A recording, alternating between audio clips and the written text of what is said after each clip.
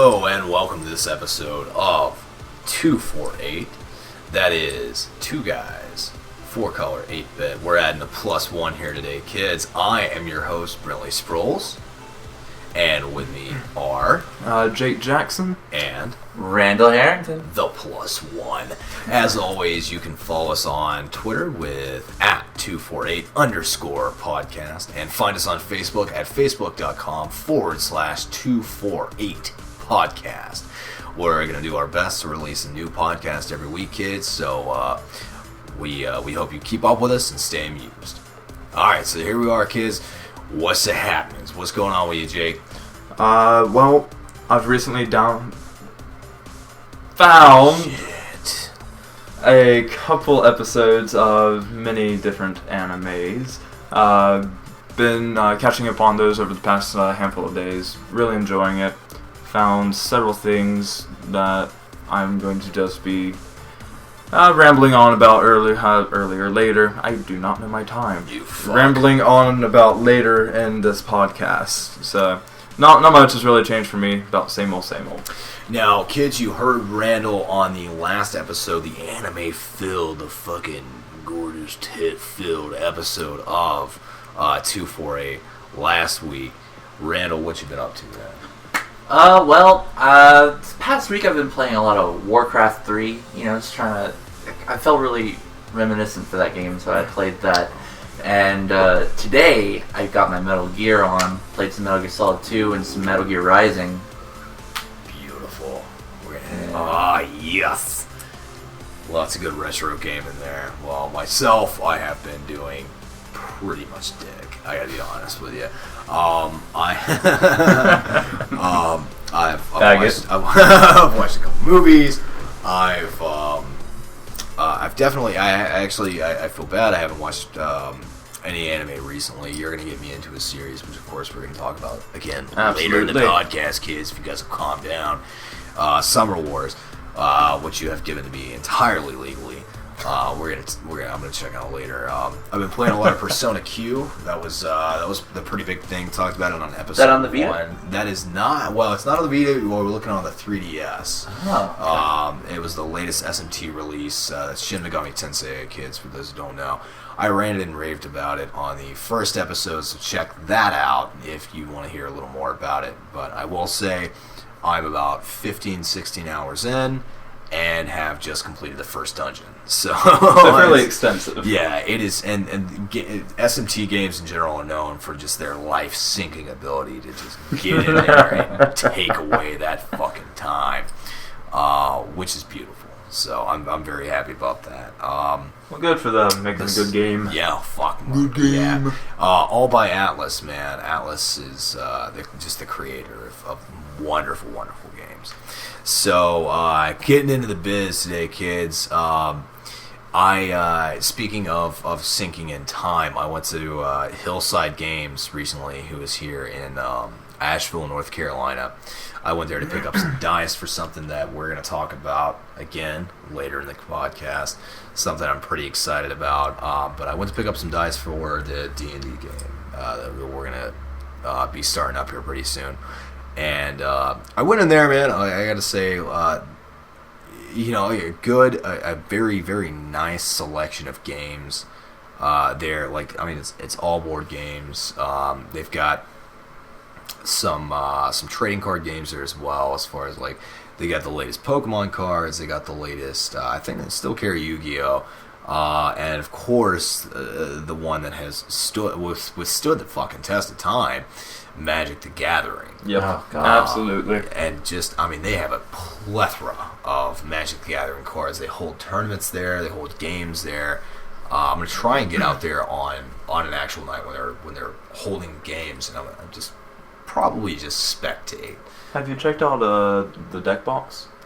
I have not checked out the deck box. It's a lot closer. Definitely recommend it.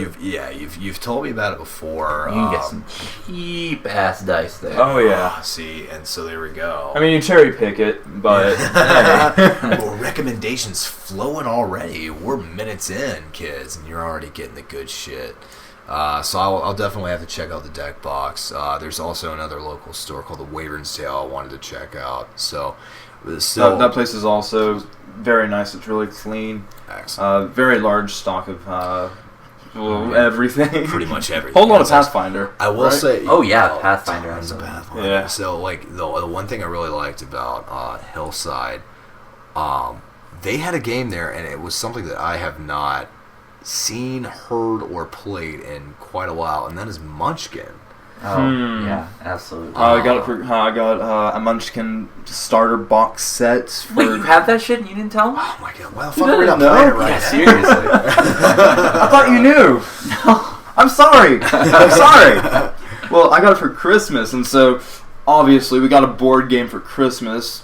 Tradition states that we play a board game on Christmas night, so my whole family and I, we all played Munchkin. Sat around and played Sick. board. That is awesome. Sick. There's also a deck builder game which I wanna try and look into at some point. It has to do with anime maids, and it's a deck builder game. And of course, this is right up my fucking alley. Yeah. So maybe more to come, kids. I'm not too sure. But Speaking of anime girl card games, have you heard of? Great way to start this off. Yeah. This is exactly what. Shut the fuck up. This is exactly what I want to hear. All right. Okay. Have you heard of a game called Barbarossa? Barbarossa. Oh god, it's women of the SS, and it's like Nazi themed anime girls card game. I don't know. Purpose. Fan service. I mean, really, you look at it and it's just... What else do you need? So I'm on here. I'm on the good old fashioned wiki, and I just said good old fashioned. Why do I keep kids? In episode 1, I said it twice. I've listened to the episode quite a few times now, and I still hate myself. It's Episode 2, you said it, then you recanted on it. I guess that maybe my catchphrase. I'm not too sure. Well, here on wiki, Barbarossa Of good oldness. is apparently a grape, but it is also a board game. Started in 1980. That is not what no. that ain't what we need. No, it's it's definitely a Japanese publisher. Okay. Well, interesting. So, like, as far as Wiki fail. as far as play goes, like, what would you consider to be close to? Like, is it more like a deck builder? Is it more? Really couldn't tell you. I didn't look into Just the mechanics of it. You just looked at the cards. What else do you need? Yeah. Barbarossa, also a 1999 song by Sex Gang Children. All right. Oh, Sex Gang Children, of course. My new favorite band. Beyonce is your new favorite band. Oh God, Beyonce has always been my favorite. Well, not band, but love that bitch. Woman. I love her. Woman. She is a anime woman. card game from Japan. So this is a Kickstarter. Oh, okay. Yeah, the Kickstarter was actually to release it in America, but it had already found its success in Japan. Oh my God. Well, the animation style is gorgeous. I'm gonna play this. Art style? Yes, thank you. Oh, The God. art style. The cards do not move on their own. This is not Harry Potter, kids. Damn it. Ruining my I'm gonna dreams. play this. We got a couple of. Wow, this is already enticing. We got a couple. Like, I think German. It's muted right now, so I. Yeah. I Oh don't know no, if they that- have the best fake German Oh accents. my God, It's so bad. and quite a bit of cleavage playing. This is also, it's fictionalized because it's two women at least legal age talking about playing an anime card game. With questionably cladded women on them. Yeah, exactly. One's showing some leg, the other's showing some just fantastic cleavage. Well, we'll probably get a little more in depth on this at some point because I'd like to introduce a card game into the pod as well. Besides something that we're all holy shit! What? Sorry, hold on. There was a Hang on, rewind. Whoa. Rewind a bit. And I was just about to hit another talking point, but holy shit.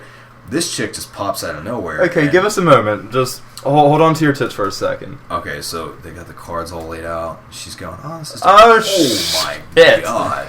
Okay, I'm in. There's a chick that walks in a very sexy uniform wielding a dangerous amount of cleavage and leg. That is wonderful. By the way, for our female viewers, there are plenty of dick pics that'll come later. Just, to make it even. Compliments of your host, co-host, and guest. Hey, you guys get all the fan service you want right here at 248.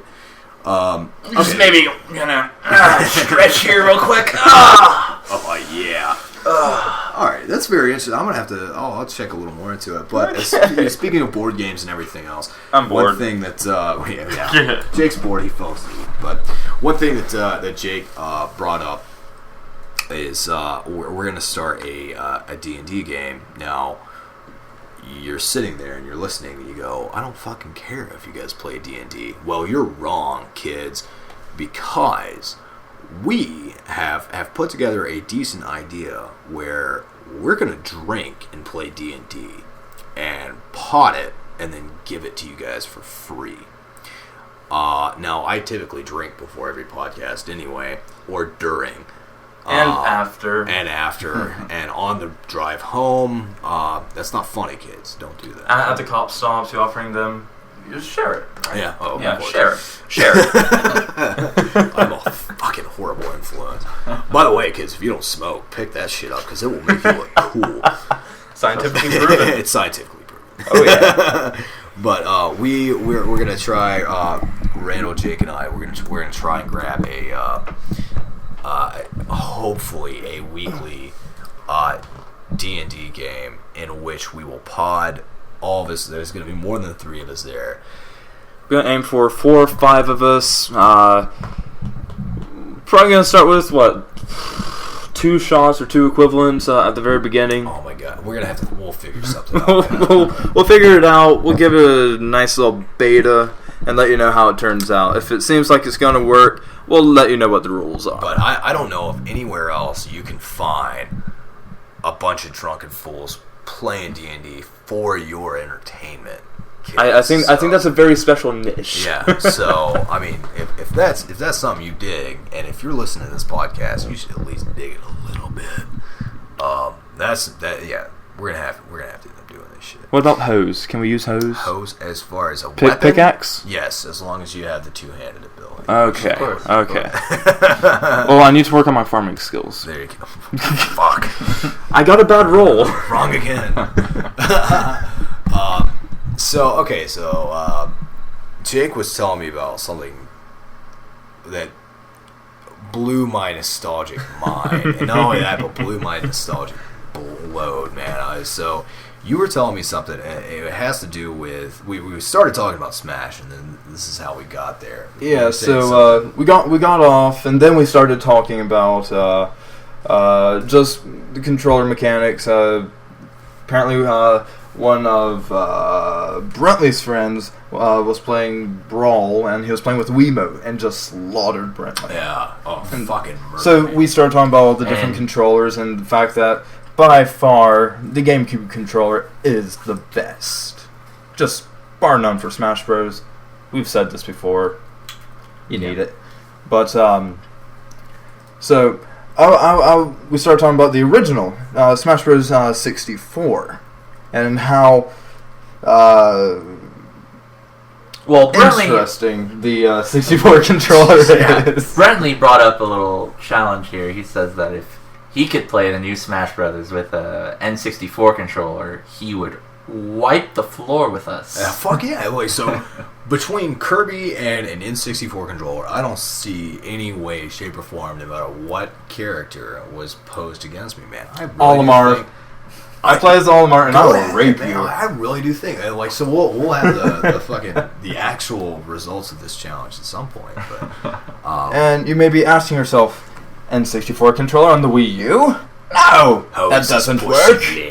Well, it turns out there's a way to convert a Wiimote and a N64 controller and some additional hardware to make it to where you can use the 64 controller attached to the Wii Mote, pair it with the Wii U, you should be able to play it. God. So, and we're going to be linking in the description the video we found on YouTube about the conversion, because if possible, I'm going to do this. Oh, I'm excited to do this. Now, granted, this has not been verified by your 248 Tech Geek, but, I mean, dude, if it works. Yeah, shit, that's bringing nostalgia back again, man. I mean, we have nostalgia. I mean, Nintendo brought back GameCube controller for the Wii U. Exactly. I mean, that's two consoles back. with the GameCube adapter. Now we're going one generation further back. We're going to the N64 on the Wii U. Oh God, yes. Nintendo, bring back the Super Nintendo controller. Step it up. Step it up. That's all I'm saying. Speaking of controllers, man, like, I felt when I used to play Brawl a lot, and I mean a lot, like fucking every day for hours. The Dreamcast, holy shit! I've out jumped consoles. The GameCube controller just felt so perfect in your hand. It was like, I really do think, and even like I'm taking next gen consoles into effect here.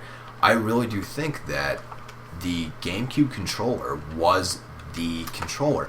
It fit perfectly in your hands. It had one thing that always felt so good was you'd pick it up and the legs, I guess some people would call the controller, like where it fits in your palm is like it was more flat in your hand, and it felt way more organic. And those triggers. Oh, fucking that fucking deep ass ridge for your overgrown man hands. Damn triggers. Hey, you're right, man. Like it was like everything about that controller just felt perfect. And then you implement that in a game like Brawl, or even back when it was a little more appropriate, Melee. Mm-hmm. It felt just a little. Well, it was fucking okay. Fine, it was appropriate, but it was perfect to just put in your hands and play. That could be taken out of context. Well, that's what we're aiming for here. That's a good point. We're at 248 plus 1. Plus 1. Where we try and fit as much sexual innuendo as we can. Oh my god. We're gonna do what we can. After the nougat voice comment of episode 1, at this point we've got our meat cycle. We gotta make sure. And I don't even know. Oddly enough, when we episode 2, when we talked about anime, I don't know if there was enough innuendo there, which is honestly, I think there was very little. Fit in plenty of tit jokes, but sorry if there was a deficit of vulgarity there. We will make sure to step up the game. All right, so Randall, you said earlier, especially his game. Yeah, I'll do my best. Randall, you were saying earlier, like you hit nostalgia, you hit the G spot of all like nostalgia. So like, just hit me with it, man. So you were talking about Warcraft 3, which I haven't even heard someone talk about it in months and months. Yeah, I got it the other day, and I still had it on my BattleNet, so I got that. And I know. Like that name alone brings it. Okay. Yeah, and I still have to log on and get StarCraft 2, but I have like 9 gigabytes left on my hard drive, so I don't have room for that shit. Really? Yeah. Damn. Yeah. I'm getting another one though. I would expect so. But I've been playing a lot of Warcraft 3, and I remember playing those online, just the online like modded maps, and as you know, Dota, or you may not know this, but Dota 2 and League of Legends and Heroes of the Storm, games like that, came from a mod called Dota, which stands for Defense of the Ancients. Uh-huh. And I played it. It's kind of fun, but it's really, in my opinion, it's overrated. There were a lot more fun maps to play on those servers, but for some reason, I don't know. It's just Dota. It takes too much time for what it is. Like when you're playing Warcraft 3 and you're managing an army, yeah, I would expect that to take some time. But yeah, in Dota, you only control one person, and it gets a bit tedious. And if you mess up early in the game, your levels are all balanced, and it just drags on when you know the result of the game like 20 minutes ahead. So I don't know. And take it that's not too fun. Yeah. No? Oh. Okay.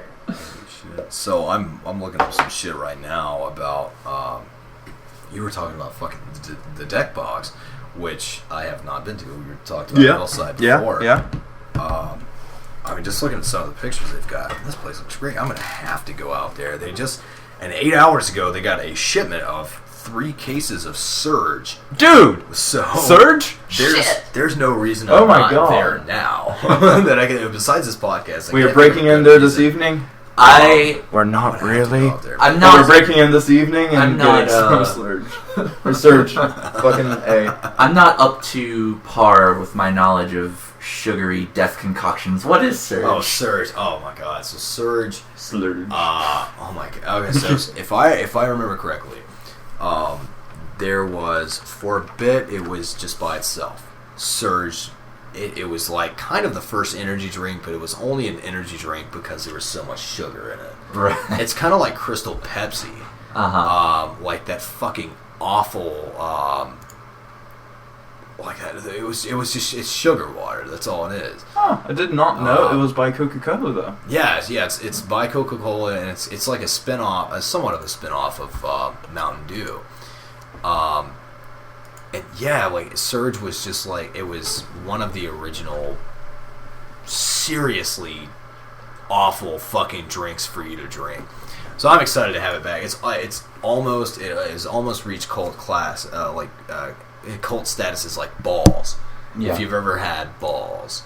Am I the only one who's had balls in their mouth? This is a problem. Balls is Well, I'm dead damn fucking serious. Balls. These two are looking at me like I'm insane, which is fair. But balls, and kids out there, if you don't know balls, let me just tell you something. you have not lived. So it started as a mint, a candy, and it was a caffeinated candy. Oh. And then they were like, "Oh, dicks, we need to get this stuff. Like, we need to make this a drink." And so I still think you can only really find it online. But it is one of the best tasting energy drinks that you can drink. Not only is it, I mean, the fucker works. Not only that, but it actually tastes good. I hate flavor. It's fucking, I mean, it's actually pretty damn good. So I'm looking here on our talking points. We have mindless bullshit, which I think I just covered. Surge, yeah. To some extent. Balls, Surge, mini dicks. I think we hit our innuendo quota. Yeah, I think actually. There's always room for improvement. Yes. We'll try and do more every time. So, but I think I interrupted Randall in the middle. Yeah. I saw Surge and we're on Dota. I had a fucking nerd gathering. So you were saying, so why is it, like Dota in general? Why is it just fucking overrated in your opinion? Dota and MOBA games in general. It's probably one of the most popular games out there. Like when you look at it, Dota and if you take into account Dota 2 and League of Legends. Yeah, because they're all pretty much based off of the same bloody thing. Yeah. So, okay. It's just not that fun, not that engaging to me. Maybe too much clicking. Yeah, too much clicking. It kind of seems like you're having the same thing I was. As like I was sitting there and I talked with somebody about League of Legends and I was like, am I missing something? Stop clicking, dude. I'm in the zone, dude. What's your actions per minute right now? I don't know. Too high, man. Too high. Like I was talking to somebody and this guy that I was talking to had sunk hundreds of dollars in League of Legends, and I was like, am I missing out on something? I don't fucking think so. Like, I would rather play other games where I can see plenty of progress without detail paying for any of it. Yeah. So you're on fucking point, man. Like Dota and MOBA games, and again, you said this before off mic, and again, kids, anybody who doesn't know what the fuck we're talking about, it's okay. I'm right there with you. MOBA again stands for, what were you saying? Massive Online Player Battle Arena. There's a P in there. That's no, not player, but yeah. That's so Battle Arena. That's so fucking general. Like, what the hell is that not? even Would that not kind of be like every version of PvP in any game? Yeah, like when you say multiplayer online battle arena, I think of Quake or Unreal Tournament. Yeah, you know, the arena shooters. Yeah, I mean that makes more sense. Or even like a PvP zone in any big MMORPG. Yeah. That makes a little more sense. So we'll go ahead and say it here, kids, live from live right now from 248. Dota's overrated and so are MOBA games. Get at us. I dare you. But going off that, man, like, there's the reason we think that way is because there have been those games, those online games that have tuned us to that certain way of thinking. And so, like, what was the big, like, the first big, not necessarily, it doesn't have to be an MMORPG, but kind of an online experience. If we're going for online, then originally I started out, and the only way I can really describe the time that I started out was playing RuneScape before they started updating content and before they changed the pictures for the fucking logs. When they started updating the logs. Not the logs! Man, they started updating that, and man, it just went to shit. RuneScape, man. That's some old school shit. Yeah, man. I played that when I was like 8 to... Well, honestly, I still pop on and play every now and again. But what I've made a whole lot more progress in and played for who fucking knows would have to be Maple Story. I played that. Okay. I played that one for years, and even now I'm still a fairly active player. I know it's cartoony and chibi and all that bullshit. Oh my god! Like, but it's fun. I'm looking up like just RuneScape because I played it for a bit too. RuneScape released in January of 2001. Oh god. Okay. Dude, I started about 2 years after they released. Fucking okay. So Shit, still did not know that. Still a browser game. Still client side in Java. The game has had I'm pretty sure it's in its fucking like it's already seen its peak. But listen to this, man. This blew my eyes apart, man. The game has had over 200 million accounts created and is recognized by Guinness World Records as the largest free MMORPG and the most updated game. Holy shit. Really? That's a little incredible. I had no idea that it was, and like I talked to my cousin who I used to make fun of for playing the game all the time, just because I went in and out. But apparently, there's still players. Absolutely, there is still content. I mean, I'm still updating. Whenever I do resume playing, I restart my membership. That is amazing. Just because you get access to about 3 times the amount of I logged in like a fucking month ago or 2 months ago, and the UI was completely fucking different. Oh my god. I had no idea what was going on. I'm there with you. I walked into the town and I was shitting around with some friends online who I didn't meet from RuneScape. I met No? But no, I met them on 4chan. That's where I met all my friends on RuneScape. Well, and it's the best place. And here we go.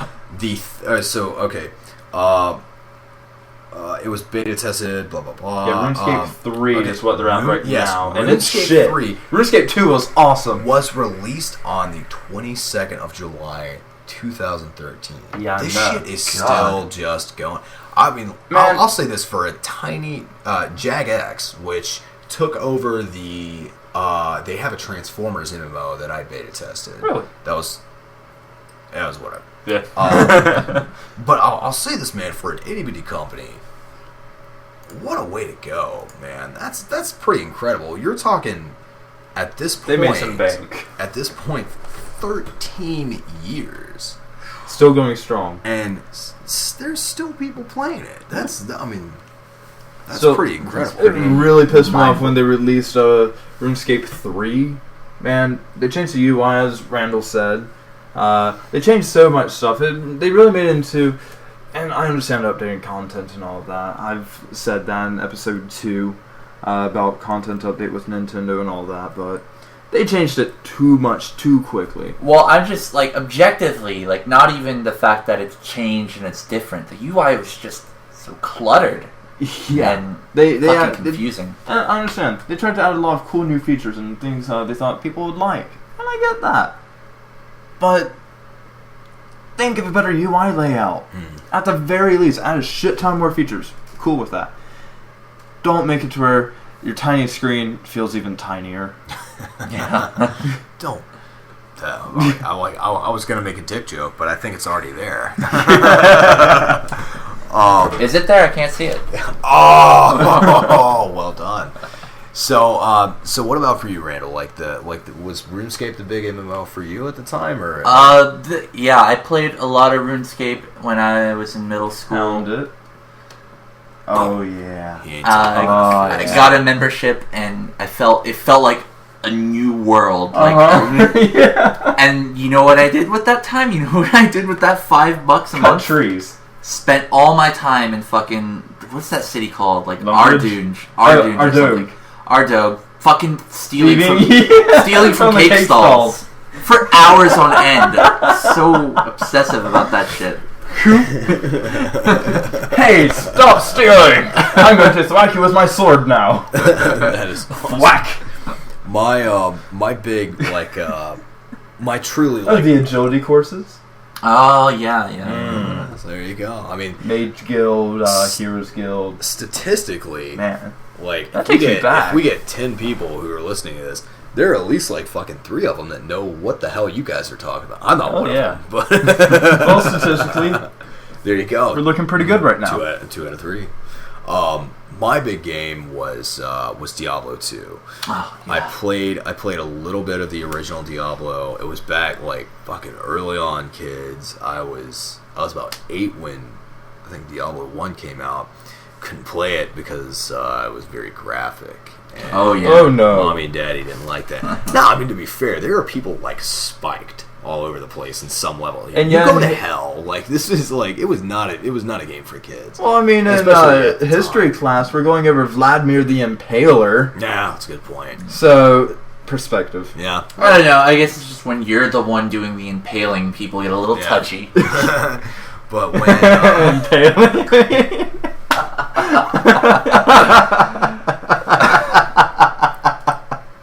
248 not only is the podcast title, it also happens to be pretty much our ages. Obviously, I'm the mature one. Yeah, Yeah, he's the 8-year-old. Yeah, but I'm mature unless you get bad words or boobs involved. So 2, you're 4. But Diablo 2, man, that's when I discovered so many things. I discovered that online gaming, it was a huge fucking shock to me that I was playing with people who were also playing at the same time. It was something that just didn't. And kids, I sound either like a grandpa or a moron, but or both. But I mean, it was something really weird. Yeah. And then Diablo 2 did it right, and of course, they had a company who at the time was known for 2 games. The first Diablo and a game called StarCraft. This company, of course, is Blizzard, who later, I don't know if you guys are aware of this or not, created a game called World of Warcraft. Oh, Lord. So, and this is, Diablo 2, I will say this, I'm pretty sure the Battle.net servers for Diablo 2 are still standing. Because I know they are for StarCraft. Which just shows you, man, Blizzard respects their past. But Diablo 2, the expansion afterwards, I sunk so many hours into that. Was the Necromancer in the expansion? The Necromancer was a original character. With the expansion, you got the Druid, and if I remember correctly, the Assassin. The Necromancer was original. So what? Again, kid, won't nerdgasm out for a moment. The original plan, if you're doing a ball run or Baal, however you want to pronounce it, which was in the expansion, was the last boss of the game. If you're doing a run and you're a decent necro, what you want to do, you open up a cow portal. You remember the cow portals? Yeah. So you open up a cow portal, you go in and you fucking slaughter cows, and then raise them bastards up because they're still the highest spec monsters. No way. Then you walk in, and if you spec your Necromancer to the point where you're like a minion master, which is what I ended up doing. Yeah. You're hitting maybe 20 minions. You almost broke the game by its own laws, which was awesome. But you're walking into the ball run where you got to face the most evil of evil with cows. 20 cows holding halberds. And not only that, but they still made the same scripted noises. So you're walking in, and you're sitting there and like, you know, you got your buddies. I always play with my brother, and he's like, all right, man, like, you just chill out, let me lead. He was the tank, and I hung back. He's like, all right, let me lead. I'll lead with this other Barb, and then we'll go, Barb being barbarian, lead in, and we'll start, really? and you come in on it, and like, we're sitting there, we're devising this plan, and you spend like, in any good MMO, once you get to a certain point, you spend a good 5 or 6 minutes, if not more, like devising the perfect plan. Yep. And to make the long story short, we're devising this plan, and the entire time we're talking. Are you Leroy Jenkins? No, God, no. Nothing that bad, because my brother would kick my ass. But you would just hear, like, while he's talking, you just hear, like, moo, moo, moo, moo, moo, moo. And it was the fun. It was still, I mean, like, when you would run Are on you the in an epic world, landscape and everything? Oh yeah, of course. There's fire everywhere and like punctured bodies, and you just hear moo moo moo moo moo. And you know when you the thing was somebody could play the clip right now, and I'd still probably piss my pants laughing. Was like when you were in the cow world and you started attacking one of them, they would act surprised, these cows, and they would just go moo, and it kills me, but. I mean, that was the beauty of Diablo. It was the most, like, and it came out of nowhere for me, from my perspective. Well, the cows or Diablo? No, like, the Diablo, the game, like, I didn't play MMOs at all, and so, the game itself. I may have to try it now that I know I can raise cows from the dead. Diablo 2, and the biggest letdown for me, and I almost quit immediately, Diablo 3. Oh, God. When I saw that there were no necromancers. And yes, some people can argue there's a witch doctor and they're the same. They're not the fucking same. Fuck you. You can't raise a cow. You ain't fucking necromancer, alright? Don't tear up, man. Sorry. But just an ad. Oh, you can't raise a cow? And I don't want to be part of it. Some of the fondest memories I have. Like raising cows. Fucking raising from the cows. dead. And you had to get it. You had to combine Wirt's leg, which was like the 3rd or 4th quest that you ever did in Diablo, and a town portal to create the cow portal. So if anyone listening like didn't know that, I just blew your fucking mind apart. But it's actually really simple. Yeah, man. I mean, like, as far as like classic, and again, this may be like the old man in me talking about, like, they just don't fucking make them like they used to. Yeah. You know. Out of all the... Like Eve. Fucking Eve. Oh my God. It was a masterpiece. Like graphics, meh, but I mean, the grand scope of it all was something that was all like almost fucking unprecedented. You can argue that with Rift. You can argue that with the original, like the actual original Counter-Strike, which was a mod of Half-Life, was groundbreaking. Happened in our lifetimes as gamers, even. Yeah, we can be like, hey, I was around before that. What? And so, like, I don't know, man. Like, it's interesting. I don't know if this MOBA thing is gonna keep going or not. I have literally taken no part in it. I kind of hope it dies soon. I want to get back to making some good MMOs. That's what I'm looking for. Speaking of online games, you were talking about this shit. We took a smoke break before we started the podcast, and Randall blew my mind in half about mentioning this shit. And like, you just got to tell the fucking kids about it, because I'm gonna sit back and let my mind get blown again. But fucking Metal Gear Solid Online. Right. Shitty ass game. What the fuck? Man, they dropped the ball at the awards game awards. Go eat a dick right now. You're actually a cow. Well, if there's cows, I'm fucking in that. I am in now. Give us the lowdown, man. Like, I mean, speak to the ignorant, because I am one of them. All right. You know So basically, if you don't know me, I live, eat, breathe, sleep Metal Gear. Shit. And Metal Gear Online has always been a really, really fun experience for me. And at the Game Awards that aired maybe, was it this week or last week? I really can't remember, but the fucking show opener, you know, every time they fucking have like E3 E3 2013, and then the Game Awards this year. Fucking Metal Gear. It's always the show opener. What came out at 13? Or what did they cover at 13 for Metal Gear? Just the announcement trailer for the Phantom Pain. Oh, okay. So they released an announcement trailer for Metal Gear Online, and that shit looks fucking tight. I mean, oh yeah, god, he showed it to me, and I'm by no stretch a Metal Gear Solid fan. It's another game for me, but I'm looking at that. I'm quite impressed. Yeah, and I didn't get the chance to play the first Metal Gear Online when it came for Metal Gear Solid 3 Subsistence, but I did get into Metal Gear Solid 4's Metal Gear Online, and I was really sad when they took those servers down. Really, really.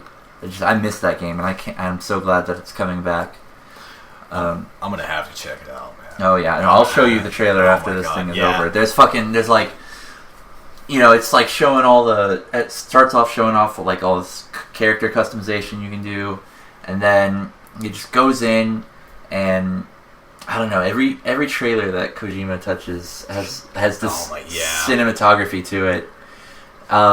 Even when it's just like a multiplayer online match, but lots of cool things in there. Can't wait to see it. I mean, it's insane to think about a game like Metal Gear becoming an online game, because like you look at a somewhat American equivalent being like, say, Splinter Cell. Mm-hmm. Yeah. It blows my mind to even think about like the in-depth stealth aspects and like the personal feeling that you have while playing the game. Yeah. Not to say like the characters are so in depth. I'll say that a little more for Metal Gear than I will for cocksucking Splinter Cell, but Splinters. It's just the fact that you're so close and like everything is very intimate. The fact that shit goes online. Yeah. I mean, when you told me about it, seriously, it blew my fucking mind a little bit. It's kind of the same thing with. Yeah. Oh, let me tell you. Please. Oh, God. Let me tell you. When I first joined Metal Gear Online, this is how different, this is how unique the Metal Gear Online experience was. When I first joined it for the Metal Gear Solid 4 one, they start you off. You have to go into a training server, and that's where you learn the mechanics of the game. But you get in there, and there isn't any like on-screen prompts that tell you what to do. What happens is that actual players fucking guide you. I joined, and all of a sudden this guy just slammed me to the ground, and then he was just waiting for me, and it took me a while to realize what was going on. And he's started, if you hold down triangle, you salute. So this guy was basically being a drill sergeant to me. I was so mesmerized. Damn. I couldn't believe what was happening. Awesome. It was so cool. Oh my god. And so it's a community thing, really. That educational server. Yeah. It's just players will go and teach other players. Mm-hmm. Damn. And that's awesome. Towards the end of it, it got really I don't know. People started exploiting a lot of the glitches and shit, but at its core, it was a very fun, very fascinating game. Fucking exploitation, man. Like that, I get you want to win, but I used to play Guns International. Okay, whoa, we got a player. Boom. Oh my god. Man, Guns. the Korean players, pretty much their shield blocking, attacking, they just go across the screen. It was either that or you'd knife dash and then just waste the player on the ground. Yeah. And that game I played for a long time. I told fucking everybody, I'm like, I think I got up to level 12. Yeah. I was like, if you like games, you need to pick this shit up now. The servers are still running. Well, they are, and there's actually a second one now. And yeah, I don't play some of that. Yeah, terrible. But it sucks. You were saying that Metal Gear was pretty much killed by exploitation, and it's the same thing, and it sucks, man. Like, you want to have fun while you play, and that's why I'm still as shocked. Going back one more time, I'm not trying to give props to WoW, but it is in some aspects pretty shocking that they've been able to maintain the game for however fucking long it's been. Yeah. And there's gold farmers left and right, and And they still, I mean, they find a way to cull away the fucking bots and It's still just, have a good game. I don't know. I think online gaming has been majorly has been what? Tainted. No. It's been majorly a Western phenomenon. Yeah. And like I've read that Metal Gear Online in the Japanese community went pretty smoothly. There wasn't a lot of exploitation. There was a lot of people, getting into it, getting tactical. It's just, I don't know what it is about the North American player base, but I think we're fucking cheaters, man. Self-entitlement. Yeah. Like, I mean, I remember like silly white people. Every like really competitive game that I've played, whether it was like MLG or whether it was just me saying I'm really competitive at this game. Fucking whatever Call of Duty it was that I played. If I got killed and it was a good shot, it was a good fight, whatever the case may be, I was never pissed because like when you're killed by somebody better, like there's an opportunity to learn, but at the same time, sometimes when a motherfucker like just gets off a shot, you just gotta be like, dude, I tip my hat to you. Well done. I mean, I hate to bring up a bit of a dark topic for me and Randall, but I'm pretty sure you know who I'm going to bring up. Name starts with a Z, just overly competitive with games. Yeah. I fully understand wanting to win. Zoran. Huh? Zoran. Yeah. Zoran, yeah. Zoran. From henceforth Zoran. And so we play with Zoran, and it'd be something like Mario Kart or DBZ or Smash Bros. Or something like that. A fighting game, a shooting game, something like that. And if he was not the top dog, then he got fucking pissed off. And he would not want to play. And like after we'd play Smash, and he'd get really pissed. And then a week later, or something, be like, "Hey man, you want to play some Smash?" And he'd be like, "Nah, it's not really my type of game, And I hate that because you're giving up the entire game because you're not good at it, or you're not good at it yet. I've been playing for Smash. I've been playing it for years. I used to play in tournaments. Years. So and. By the way, I play as Almar, apparently a really weak character, but... No, okay. When I say that Jake's main as Olimar is godlike, you're gonna have to suspend your disbelief here and actually fucking believe me. His Olimar is a demon. It's a literal demon. See, man, that's... And by the way, I'll if I remember, I'll try and throw my gamer tag thing for the Wii U out there, so... If ever I'm online for Brawl or fucking Smash Bros. Wii U, hit me up, man. I'm more than happy to play with you guys. I'd be beside myself. Oh yeah. Going back to what you guys were saying, man, it's a real bummer. When you lose a game, most rational people, of which I still don't really consider myself to be one. Nope. Nope.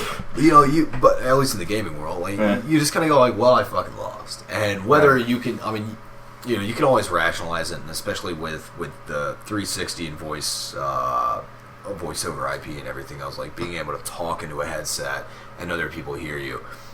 The grief commences. Fucking no scoper, and you this, that, and the other. If a tactic works, fucking come talk to my house, faggot. Come here, I'll fucking beat you up, you piece of shit. I want you fucking talk like that over the internet to me. Over the internet to me. Oh damn. But it's one thing to it's one thing to do that over the internet. You can say whatever the hell you want over the internet. No one's gonna know it's you. But if you're gonna act like a little bitch while you're playing a video game with other people, and I had a friend. We'll call him Jameson. That ain't his name, but Jameson. Jameson, man. We used to play Halo 2 a lot, man. And I was actually gonna bring up Halo. And he fucking, I swear to God, this dude took off his shoes and threw them. He was so angry. He took the time to unlace, pull off, and throw. They may have been slip-ons, if memory serves. All I remember is somebody winging his shoes. There was also someone who was in the fucking bathroom and had no idea what was going on and just heard shoes hit the door as this guy was pissed. Scared the shit out of him. And the funny thing was, the dude just sucked at video games. It wasn't nobody really picked on it. We didn't all scope out for him to get the early kills in a team deathmatch. Like, he just sucked. And it wasn't anybody's fault. It certainly wasn't the bathroom doors. If he was fucking chucking the shoes. Poor door. So I think everybody knows like that truly. Just fucking poor sport. I saw Halo. Well, this is just kind of a small thing. Okay. I played with Cole. For those few months where I had the free Xbox Live membership thing. Right. I would be playing Team Deathmatch. And he made it his goal in life, whenever playing, to kill as many of his teammates as possible. We see, like the so many people were cursing. Yeah. I'm laughing my ass off. And so, needless to say, my ranking was subpar. But no, that's the best way to treat a game if you're not good at it. Oh yeah. Fuck everyone else. Yeah, instead of getting pissed off, kill everyone else. Yeah. Fuck them. I saw this video. It was there was playing, I think it was Call of Duty, but there was this video of this guy. He was playing and this guy was camping, and he got really pissed at him. He was telling me, "Fuck you, camper," and everything like that. And the guy was like, "What did I say?" The guy was like, "Come at me, bro. I'm at this internet cafe, blah blah blah blah." This was in Asia somewhere. Internet cafes are really popular, big parts there. And the fucking dude actually goes there, and it's caught on video. He walks up to him and fucking sucker punches the shit out of him. But check this out. Awesome. Check this out. The guy gets up, and the guy who told him, the guy was like, "Come over here, bro. I'm at this." He actually kicked his ass. Oh yeah. Good. Oh my god, that's hilarious. I don't get. I will say this, like, I'm first of all, I'm very quick to anger. Really? But when it comes, but when it comes to video games, seriously, I've never noticed. I do pretty good at hiding it, but I'll stub my toe when I put a baseball bat through a windshield. All right, well, let me know so I can press a point some more. But when it comes to games, like, maybe I just rationalize it better than most people. And I'm just like, well, this person is clearly better than me. They may be using shitty tactics, but I'm like, well, I can't win, whatever.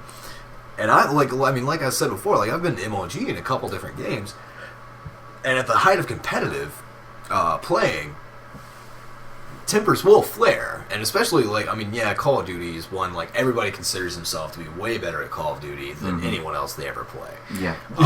But when you start playing, like, I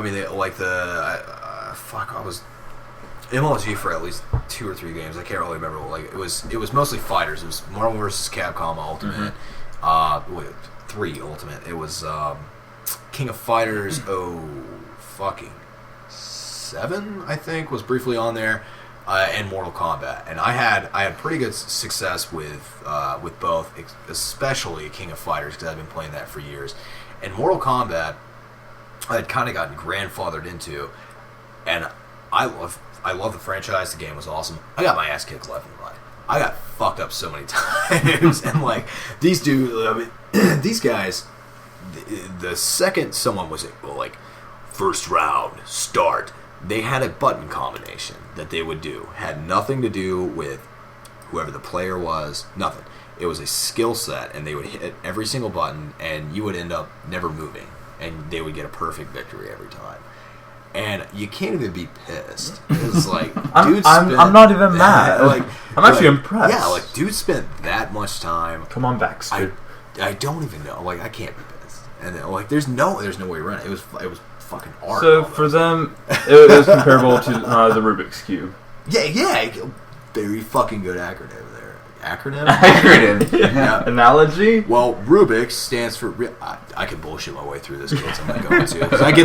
Let's see it. Come on, impress us. Well, I'd get to X and just embarrass myself. Well, come on, embarrass yourself. Let's not. What do you think this is? Public? Wait a minute. So, with the last... We got... Yeah, okay. We got a few minutes left. We got a few more minutes. We got to start wrapping up soon. Yeah, with the last little bit, you guys were going to talk. You guys were going to jerk off all over each other about just the general world of Nintendo. Yeah. And this just for the record, kids, I'm looking at it right now, and it says Nintendomination.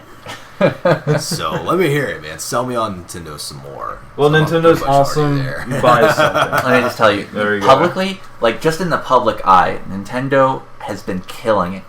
Like I remember, I think it was last year's E3. No, this year's E3. I really just only watch E3 if there's a game that I specifically know is going to be announced. Metal Gear. Like Metal Gear. And I kind of slog through the rest of it just in case something pops up.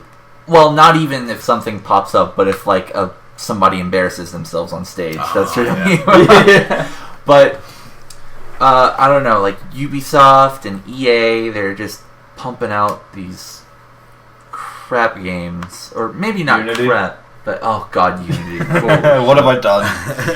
And he's down for the count. Yeah, and you know they were kind of on point this year, but really they could not have stood up to Nintendo. They could not have known what was coming from Nintendo's press event. I mean that's a fair fucking point. Like I'm not even that much of a Nintendo gamer, but you look at some of the releases that have come out, and please fill in the gaps. But I mean, early on we had Mario Kart 8, which came out in May. Yeah, I mean that's just about as big as you can fucking get. At the Game Awards show that was on this week or sometime, it won Best Family Game and Best Racing Game. Okay. Yeah. Okay, so family. So it beat out like Forza and all these other shit. It beat that out. So family, that makes sense, but like when you enter racing, you're looking at like what you said was you're looking at Gran Turismo and Forza, both of which have Well, I mean, fucking Microsoft poured tons of money into marketing Forza, and they could not have stood up to Nintendo. No, they're too grounded. Yeah. Mario Kart, by far, probably one of the biggest classics for Nintendo. I mean, absolutely.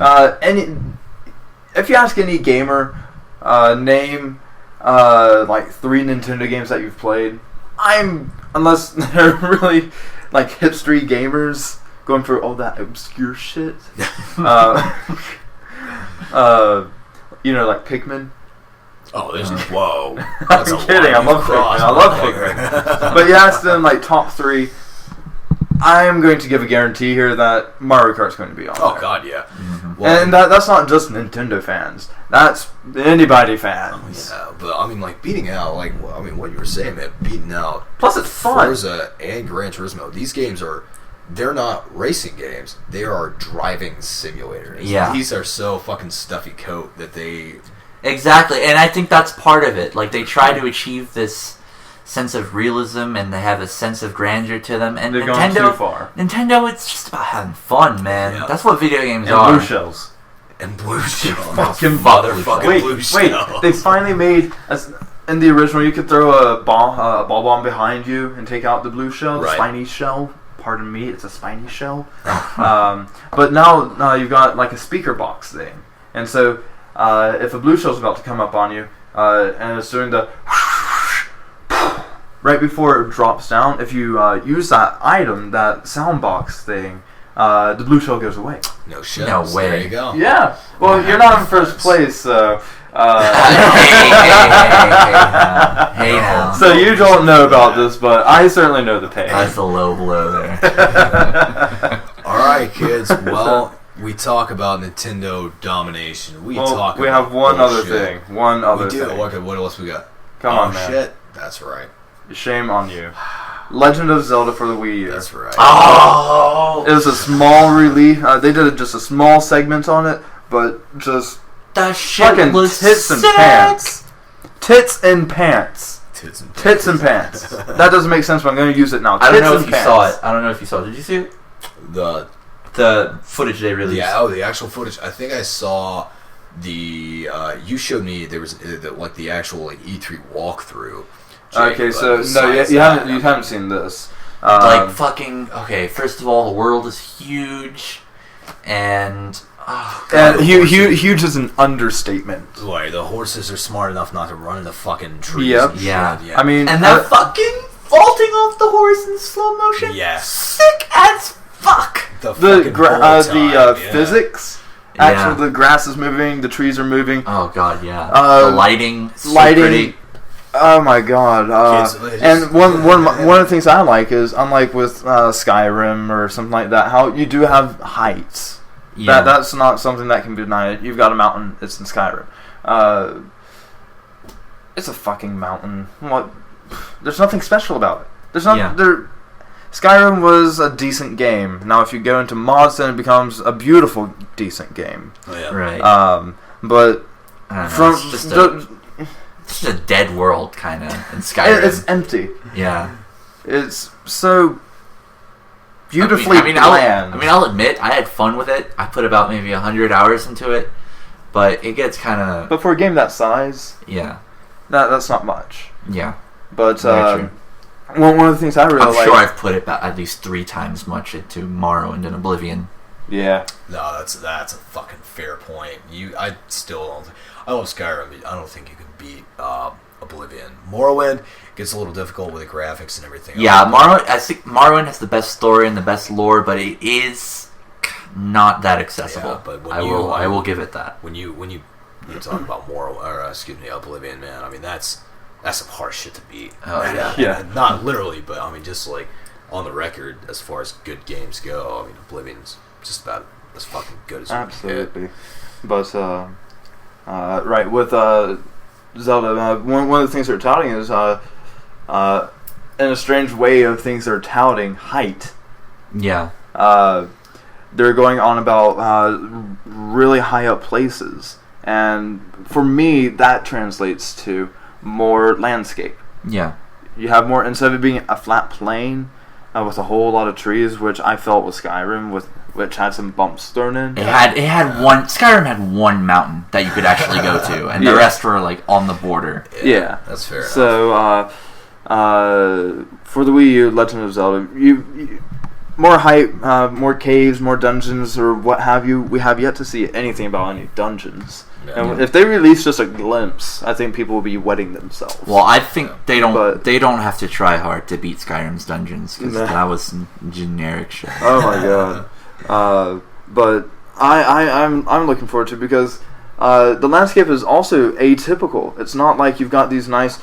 It flows from one area to the next, to the next, to the next. It's got harsh breaks. Mm-hmm. And I like that. There's a lot of erosion and things, and personally, I think it's lived in. Yeah, it's lived in. I think that this Zelda for the Wii U, for when they release an official name for it, I think it's going to fall sometime after Wind Waker or Skyward Sword, just based on the art style, the areas. You mean time? The timeline. Timeline. Yeah. I think it's going to be somewhere around Skyward Sword or Wind Waker. Mm-hmm. So I'm really looking forward to it. It's got a whole lot of things that are really large throwbacks to those two games. So enough of me rambling, because we've already surpassed an hour, and we've got 2 other things we need to go over real fast. So let's try and wrap this up soon. So we'll just quickly toss it out there. Jake was explaining to me a little bit of the anime he's been watching soon. Unfortunately, Randall and I have both kind of been bad nerds. Shame on you. Yes. Shame on you. Don't look at me. So real quickly, we'll toss the blurb out there and kind of leave it. The power of anime compels you. So we have Summer Wars and fucking pronounce that shit. Senku-Roll. And a manga that Senku-Roll is based off of is a Amon game. So again, time restraints, I'm going to go over this pretty quickly, but I highly recommend all 3 of these, because just damn, they are beautiful. If you're gonna watch Senku-Roll, read Amon game. That's my bit on it, because I really had no idea what the fuck was going on. It was cool, but I was so lost. Alright, so to go in apparently proper order, Amon game is the manga that Senku-Roll is based off of. It's a single volume manga, and the art style and everything else in it is wonderful. It's a really laid back anime and manga. The anime itself is animated by one guy, He's taking care of all of it himself, and he's actually going to be releasing a second Senku Roll, a Senku Roll 2, sometime in the near-ish future.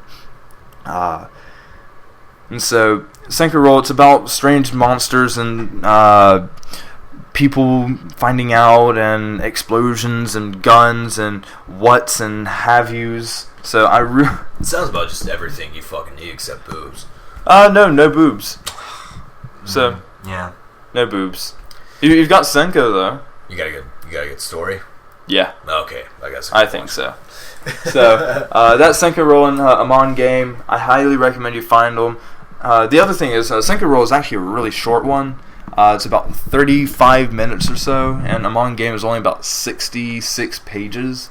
Both of them are really short, but not many people know about them. I'd highly recommend it. The second one is Summer Wars.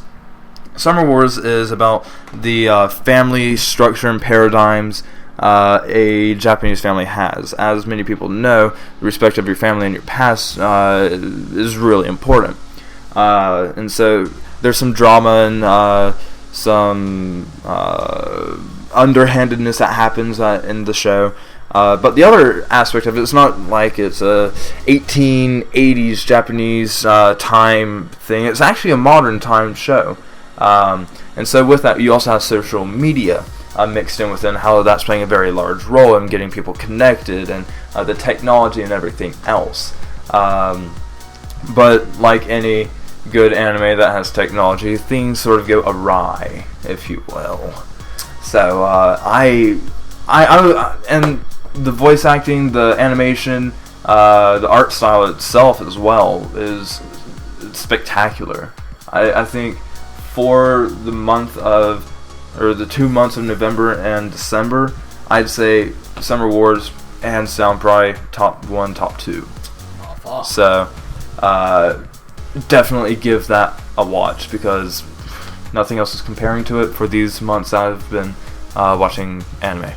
Well, not only that, we're getting a little dry, so definitely look it up. Well, wet your pants and watch this. Yeah, there you go. Wet your pants and watch it, kid.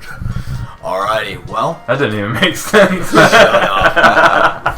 No, you're fine. You're drunk. just going off of what I said. I made no sense. Yeah. Yeah. It's drunk. I'm late. Wait. Anyway. Hey, mate. Alright, kids. Well, this has been 248 plus 1. Thank you. And as always, we've actually, as always, being just recently, we have set up all the social media you kids need to wet your beaks in the meantime. So we'll try and keep this up weekly. You can follow us on Twitter with at 248_podcast. And you can also find us on Facebook at facebook.com/248podcast. Like I said before, we do our best to try and stay every week. And god damn it, we try and keep you kids amused. So I hope you enjoyed it. Signing off, my name is Burnley Sproles. Jake Jackson. And I'm Randall Harrington.